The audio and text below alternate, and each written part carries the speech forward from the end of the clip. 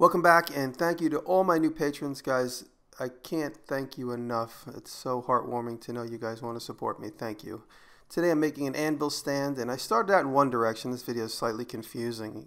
If you notice all the hate and love on the comment section, I was going to use this as a quick template to kind of cut against, but that didn't work out because of a couple of complications. So ultimately, I just kind of have it as my template. Believe it or not, it's easier for me to just do these quick bandsaw cuts than to try and cut that out of paper or even lay it out on the machine or on the metal itself. I wanted to lay it out on wood anyway, just so I can put the vise on it and think about it and make a couple decisions as I worked on it. Now here I was running into complications. The bandsaw kept hitting the arm of the bandsaw, so I kept cutting it into pieces more and more because it kept hitting the swing of the arm there. And it didn't matter because it was just going to be a template. I was going to cut against it. And trying to not always use the CNC, but of course right after this video I'm going to go and make a CNC version of this because I have 2,500 vices. So I'm going to make one more for a different shape vise. And I'm going to use complete plasma, and you'll hear all the comments going, why don't you make it the way that we would be able to make it without a CNC? So it's going to be interesting. Anyway, this is a vise. I got this from Jay from the Bronx. Jay gave me that as a gift just a couple days ago, and it's a great vise. We had it sitting on the table from the moment he gave it to me. We kept using it, so I was like, let me make this stand idea for this. Wanted to incorporate the stand with some hammer holes, just to hold. And again, if you read the comments, people are like, oh, that's going to flip over. You can't put a piece of the Titanic in it. The legs are going to splay. I got 100 vices, and every one of them has a different purpose. Many of them have the same purpose. It doesn't matter if this one becomes a part of a production. That's what it will be. Now here I tried to cut out. You'll see the burn holes in the kind of the ones there at like 11 and 10 o'clock. Just wasn't working. So I just freehanded it.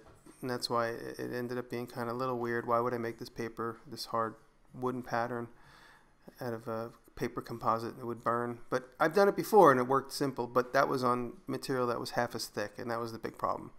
You got to cut longer and slower, and all that heat caused the template to burn. So live and learn. Next one will be on the CNC machine. And now here, this is interesting but boring as hell to watch, so I just sped it up. I jumped through time. And this is 3/8 material. It was a little pushing the limit for this machine. And then I used my knurl grinder there, my die grinder, just cleaning up the holes. I cleaned up quite a bit off camera because there's no reason to watch 20 minutes of what I'm doing there. And I just wanted this to be a quick down and dirty project. I thought it was going to take me literally 10 minutes to cut that plate out. It took me about 30, 40 minutes to cut it out because I kept heating up the machine over its limit, and the light would come on and I'd have to wait. But that's because I was pushing it with this thick material. And I saw this when I was at SV Seeker. He had a vise on the same stand, but it did not have the hammer holes. And that's what gave me the idea, because I always need hammer holes. And just going for the shock value there. I hope I didn't hurt anybody's ears. And now the legs were previously used as a project for a bar. They were long poles that went from floor to ceiling with bar tables on them, little kind of cocktail tables. And the company went out of business, the bar went out of business, and they asked me to come and recover some of the stuff if I wanted it. So I took these, and these were just, I guess that's gas pipe, Schedule 40, I don't know what the hell it's called. But that's just gas pipe, and when I was at SV Seeker, I saw he had gas pipe under one of his vices, and I said, you know what? I have that stuff sitting in my backyard. And so here we are. I just made sure that the angles match the angles in the back, and you see that little piece of wood there? You notice from the first shot to this shot, I improved the technology on that by hooking it, and that happened in real time when I was working on this. No, that's a little gimmick I'll never forget. I'm too lazy to go and get the Allen key to turn that angle at the end. If I was doing production, I would do it, but for a few cuts, throw the chunk of wood in there. Just get the paint off and then over to the weld table. And I just to get a reference, I just threw it on there. I said, screw it, let me weld it and see where it goes. And just totally guesstimated that that was right. Just guesstimated that this would be right. I did tack this one, and then I did check it, and it was in the right exact spot. So I threw it back on the table and finished the welds up. And those are my neighbors. They're about 300 yards across the street, but with the compressed lens, it looks like they're right out the door. And there I am just finishing up the welds, and just to prove how strong it is, I just throw it into place. And Brett did a handstand on it, but he didn't want to be on video.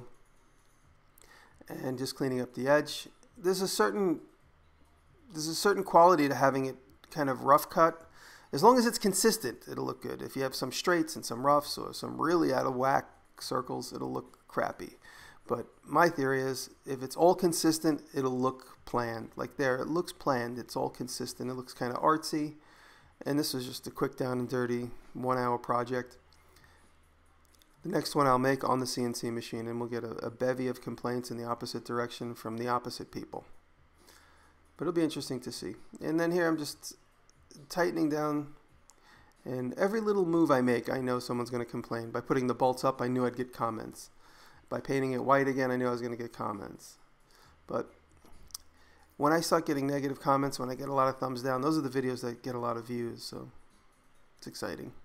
Now here's the hammers. I went into my hammer box from the move. This is right now the only hammer rack I have in the shop.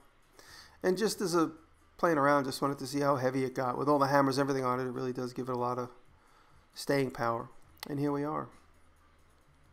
Some beauty shots, we get to experiment.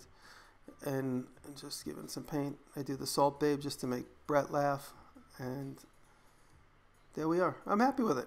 I'm going to go over to the shop right now and we're going to play with it. I'll probably use it for something. It's going to be there. I got 25 more vices that need stands. Everyone's going to be different. I'll probably make 2 more. Thanks.